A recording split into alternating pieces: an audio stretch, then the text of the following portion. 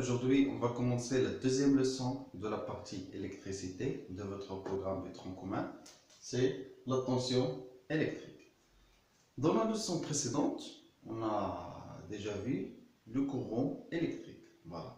Alors, il faut distinguer, en Arabie je l'utilise, il faut distinguer le courant électrique de la tension électrique. Ce ne sont pas la même chose. Il faut distinguer entre ces deux grandeurs. Alors, comme on a vu, donc, le courant électrique, donc, il circule dans les fils. Donc, voilà le sens du courant électrique. Toujours, on a dit de quoi? De la borne positive vers la borne négative. Et les électrons d'autre sens, de la borne négative vers la borne positive. Concernant autre chose, donc si on veut déterminer la valeur du courant électrique, on dit l'intensité du courant égale. On ne dit pas le courant, par exemple ici, on ne dit pas le courant égale 2 ampères. On dit l'intensité du courant égale 2 ampères. Et pour la tension, non. La tension, on dit toujours la tension. Soit la tension comme notion, ou bien la valeur, aussi on dit la tension égale par exemple 3 volts, 4 volts, etc. Alors on commence par notion de la tension électrique.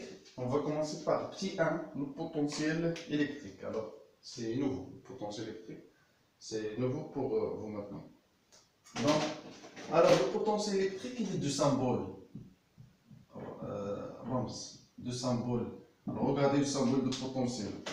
Du symbole V. Alors V, c'est pas le volt, non, c'est le symbole de potentiel. Potentiel en arabe, on peut dire joule, ok? Joule, carabaï. Du symbole V et d'unité. Regardez l'unité. Alors l'unité, c'est comme la tension. Et d'unité, volt. Voilà. Et d'unité, volt. Alors, pour le potentiel, alors, est une grandeur physique,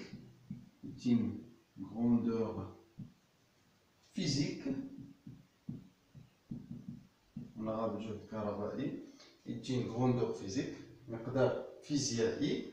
Alors, le potentiel, regarde, si on dit le potentiel, on parle à un point, donc c'est une grandeur physique à un point. Je vais souligner sur un point. À un point, ok? Donc à un point d'un circuit.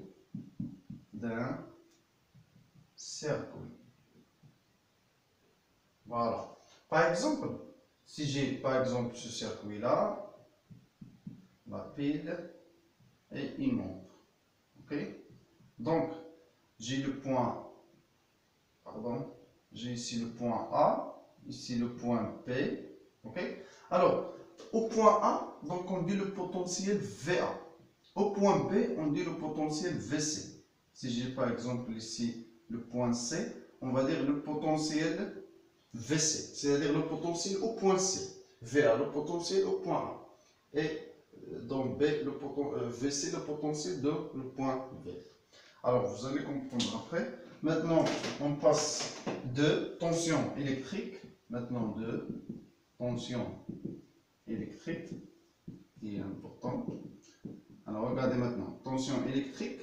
Alors, quel est le symbole de la tension électrique? Symbole,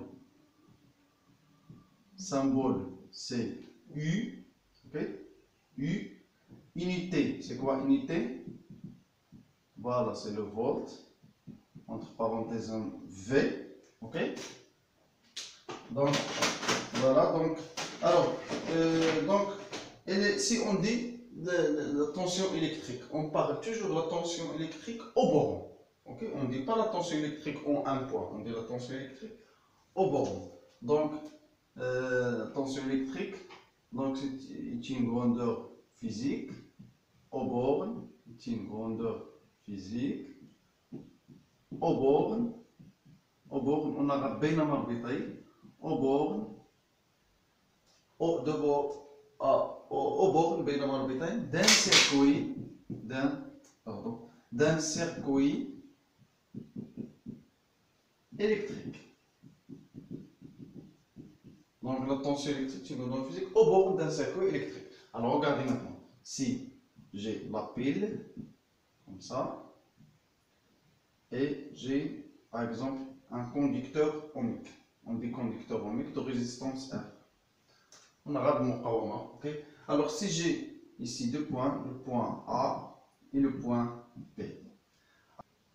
Alors, si je veux déterminer la tension au bornes de cette résistance, alors la tension électrique, donc c'est quoi ici? Donc c'est la différence de potentiel.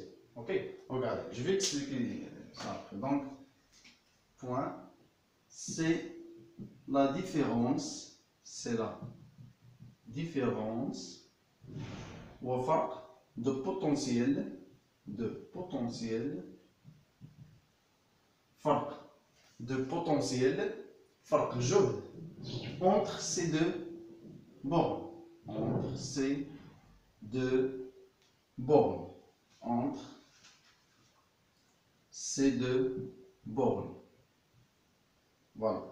Donc maintenant, en général on dit la tension c'est au bord d'un circuit, ok, électrique. Alors c'est quoi maintenant la tension? Si on veut déterminer la tension au bord, par exemple au bord d'un dipôle ou bien généralement d'un circuit, alors c'est la différence de potentiel entre ces bornes. Regardez maintenant. Alors si par exemple j'ai ici la pile, et voilà, par exemple un conducteur ohmique de résistance R, muqawama. Alors voilà le point A et voilà le point B. Alors si je veux représenter la tension IAP, ok? Alors la tension IAP, c'est la tension électrique au bornes, ou bien on peut dire entre les bornes, entre les deux bornes, A et B, entre les deux bornes A et B. Ok? Donc, la tension maintenant IAP, regardez si je veux représenter IAP. On peut représenter IAP par une flèche. Regardez. Donc, j'ai IAP. Si je veux représenter la flèche, il faut que la flèche soit vers le premier point. C'est quoi le premier point ici? C'est le point A. Donc, voilà le point A. Donc, la flèche vers le point A. C'est très très important. La plupart des élèves commettent cette erreur-là, le sens de la flèche. Donc, IAP. Ok? Donc, j'ai dit la flèche est orientée, mouajjah, vers le point A. Par exemple, autre exemple, par exemple, si j'ai ici le point C et le point D, voilà, par exemple, un circuit électrique. Par exemple, j'ai ici une résistance R. Si je veux, par exemple, schématiser la tension ICD, alors la flèche doit être vers C ou bien vers D. C'est quoi le premier point? Le point C. Donc, il est comme ça, ICD. Ok? Voilà.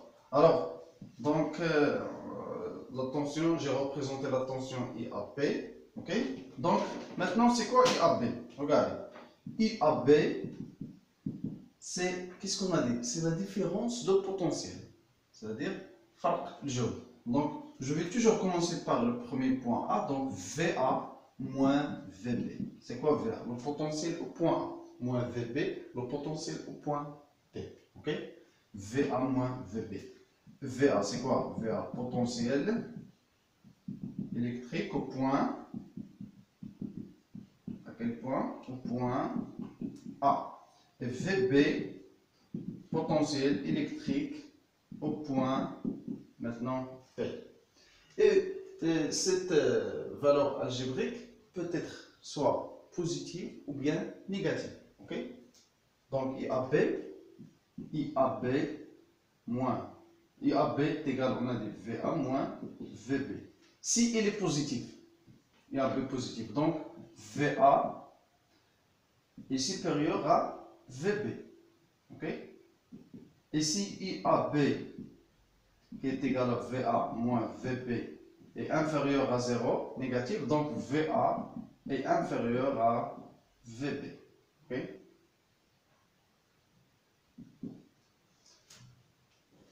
Et voilà, donc j'espère que vous avez bien compris cette partie-là. Donc, la tension au borne la tension IAP, on peut la représenter par une flèche, telle que la flèche est orientée vers le premier point. Donc, IAP, donc elle est orientée vers A. Ok? Et IAB égale à VA moins VB. Ok? Par exemple, si deux points, ce point-là, par exemple E et ce point F, ok? Donc, si je veux représenter par exemple IEF, si je veux représenter par exemple IEF, c'est quoi le premier point? E, donc voilà IEF. Donc, c'est IEF. Ok? C'est juste un autre exemple. Voilà.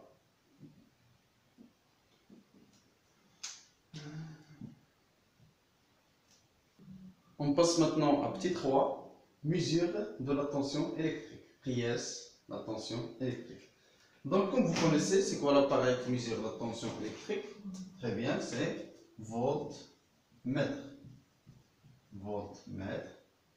Il se montre comment? Très bien, il se montre en parallèle. En parallèle. Mais l'ampèremètre, qui mesure l'intensité du courant, il se montre en série. Mais le voltmètre en parallèle. Alors, le symbole de voltmètre, donc le voltmètre on met V, et un petit cercle, et il y a les bornes plus et moins. Moins, on l'appelle comme. Okay? Dans les exercices, vous trouvez plus et comme. Comme, c'est-à-dire le moins. Donc, l'appareil voltmètre, il contient quoi? Un cadran mineur où il y a l'aiguille. Donc, le voltmètre, donc voilà le cadran. Le cadran, c'est-à-dire en arabe le mineur. Donc, voilà l'aiguille. Okay? Par exemple, il affiche 60. Le nombre total des aiguilles 600 et ici 0. Donc voilà, c'est le voltmètre à aiguille. Et il y a un autre appareil qui s'appelle multimètre. J'ai déjà parlé de multimètre dans la leçon précédente. Donc multimètre, c'est un appareil qui affiche directement la valeur sur l'écran. Il peut mesurer à la fois la tension électrique, l'intensité du courant et la résistance électrique. Il peut mesurer toutes ces grandeurs physiques. Alors, on s'intéresse maintenant au voltmètre à l'aiguille. Donc, si on veut déterminer la valeur de la tension U, donc est égal à quoi? Donc, toujours dans l'exercice, il vous donne le calibre. Donc, calibre, par exemple, égal à 5 volts, par exemple. Donc, U égale à le calibre fois N. N, c'est la valeur indiquée par l'aiguille, divisé par grand N, le nombre total d'aiguilles. Voilà. Donc, c'est calibre. Petit n, valeur indiquée par l'aiguille, indiquée par l'aiguille, et grand N, c'est nombre total des gradations. Des gradations. Très bien. Donc, après déterminer U, comme on avait dans l'intensité du courant, on peut mesurer, on peut calculer l'incertitude absolue. Incertitude absolue. Pour le grand, on a mis delta I, donc ici on va mettre delta U. Okay? Alors, c'est pour déterminer la marge d'erreur, parce que j'ai déjà dit que l'appareil peut commettre une petite erreur, extrêmement petite. Donc, pour déterminer la marge d'erreur, on calcule l'incertitude absolue. Donc, l'incertitude absolue delta U égale, comme on a vu pour l'intensité du courant, donc le calibre fois la classe. Donc, j'ai dit sur l'appareil, il vous donne la classe. Par exemple, dans cet appareil, donc, il y a classe égale par exemple 0,2. Ok? Donc, est divisé par 100. Et voilà, donc c'est la relation de delta I. Donc, delta I égale à le calibre. Le calibre, ici c'est 5 volts, fois la classe, c'est 0,2, et divisé par 100. Et vous calculez delta I. Et après, il y a incertitude relative. parfois dans les exercices, il vous demande de calculer incertitude relative. Donc pour déterminer l'incertitude relative, on met delta U divisé par U, comme on a fait pour un conseil de courant.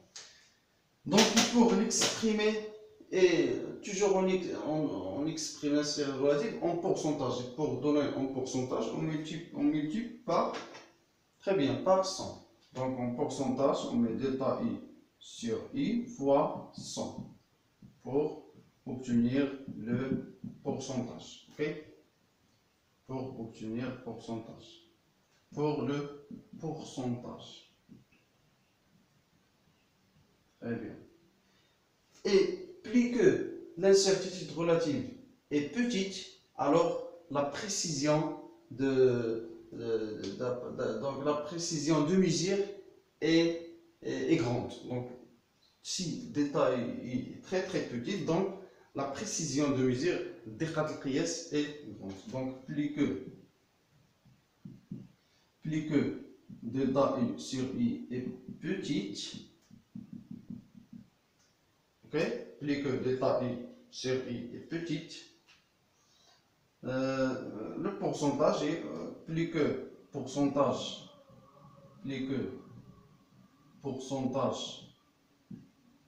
delta I sur I est petite, plus que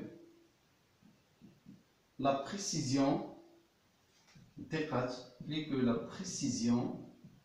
de mesure est grande. Voilà. Donc précision دقة القياس. Ok. Voilà. Plus que pourcentage de détail sur I est petite, plus que la précision de mesure est grande. On passe maintenant au deuxième paragraphe. Les lois, قوانين de la tension électrique dans les circuits électriques. On va commencer par circuit en série. Si j'ai un montage en série.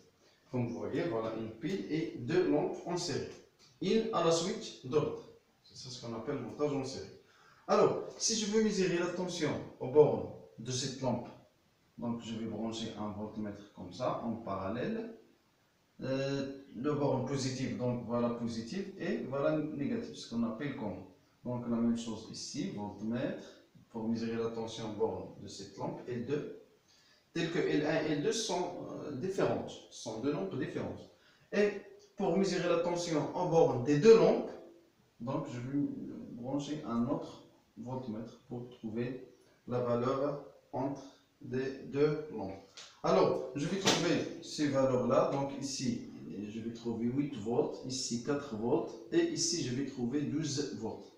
8 plus 4 donne 12 volts. Donc, la tension aux bornes de deux lampes égale à la somme de la tension des deux lampes. Donc, en général, donc si j'ai beaucoup de dipôles comme ça, ok, donc la tension aux bornes de, par exemple, le point A, B, C et le point T. Alors, si je veux représenter IAB, alors, la flèche, elle est vers où? Quel est le premier point? Le point A. Donc, elle est vers le point A. Donc, voilà IAB. Ici, je veux représenter IBC. Alors, quel est le premier point? P. Donc, elle est vers le point B. Donc, voilà IBC. Et ici, voilà IST. Elle est vers le point C. Alors, et voilà IAD. Alors, entre le point IAD.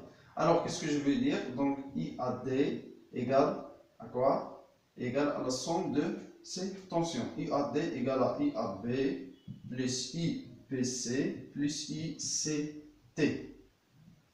Voilà. Donc, si je veux écrire, donc on va dire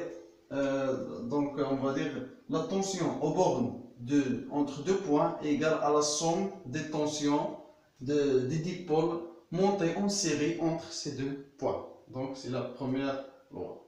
C'est clair? Est-ce que c'est clair? Donc, c'est la même chose. Par exemple, ici, c'est. Alors, si j'efface ces voltmètres Donc,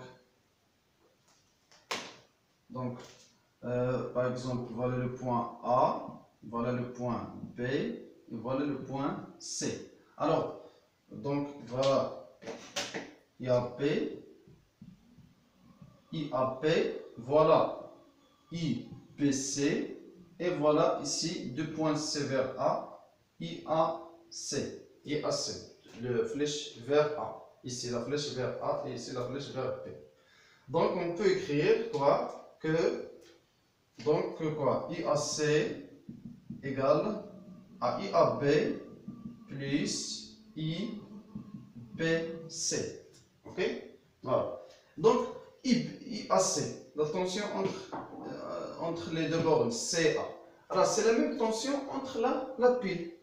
Pourquoi? Parce que ce point C, alors là, il n'y a aucun dipôle ici. Là, le point C, là, c'est ici le point C, aussi c'est le point C. Le point A, ici aussi c'est le point A et aussi c'est le point A. Donc voilà IAC. Donc IAC, c'est la tension en borne de la pile. Okay? Donc la tension en borne de la pile égale à la somme des tensions des deux lampes. Okay? Toujours ici, s'il n'y a aucun dipôle, là, c'est le même point ici. Ok? C'est le même point. La même chose ici. C'est le même point parce qu'il n'y a pas un dipôle. Mais si j'ai un autre dipôle ici, par exemple, j'ai la résistance R ici, alors le point A, ici, là, c'est pas le point A parce qu'il y a déjà un dipôle ici. Mais ici, là, on peut le donner par exemple le point, on peut le nommer autre, on peut le symboliser avec autre lettre, E ou bien autre lettre. Mais s'il n'y a pas d'autre dipôle ici, donc ce point A, c'est le même ici. Ok? Alors, on passe maintenant au montage en parallèle. Donc maintenant, on montage circuit en parallèle.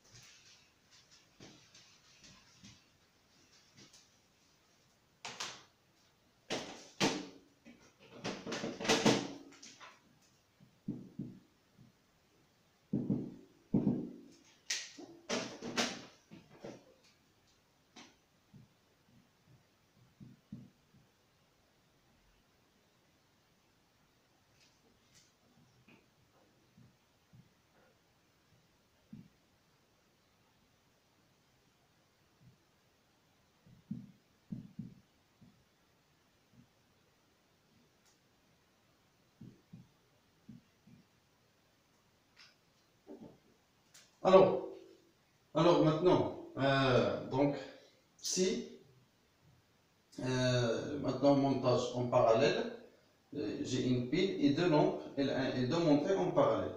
Si je veux mesurer la tension en borne de chaque lampe, donc comme d'habitude, on va utiliser le voltmètre. V, V, V. Ici plus, ici comme. Alors, je vais trouver les mêmes valeurs. Par exemple, je vais trouver 8 volts, 8 volts, 8 volts. Très bien. Donc, dans le montage en parallèle, donc la tension aux bornes de ces dipôles qui sont montés en parallèle sont comment? Très bien, sont égales. Ok? Alors, si j'ai un ensemble des dipôles en parallèle, comme ça, donc, par exemple, ce sont des lampes. Alors, la tension sont égales. La tension aux bornes de chaque lampe, donc ces tensions-là, aux bornes de chaque lampe sont égales. Pourquoi? Parce qu'elles sont montées en parallèle. Ok? Très bien. Maintenant, donc, si on va schématiser, par exemple, on va représenter ces tensions par des flèches. Alors, par exemple, ce point A, ce point B, ce point C et ce point D. Okay? Par exemple, ce point E et ce point F. Par exemple. Donc, si je veux représenter maintenant, alors voilà. Donc, comment on appelle cette tension? I, il est orienté vers quoi? Il est orienté vers E. Donc, E, F. Ok? Ici, si je mets cette flèche-là, I quoi? I, il est orienté vers quel point? Vers le point B. Donc, I, B, A. Et ici, I, D, C. Ok? C'est très important, les flèches. Donc on peut écrire IEF égale à IBA égale aussi à ITC. Dans le montage en parallèle sont égales. Ok? Donc j'espère que vous avez bien compris la première partie de cette leçon. La deuxième partie, Inch'Allah, je vais la traiter dans la vidéo prochaine. Merci pour votre attention. À la prochaine.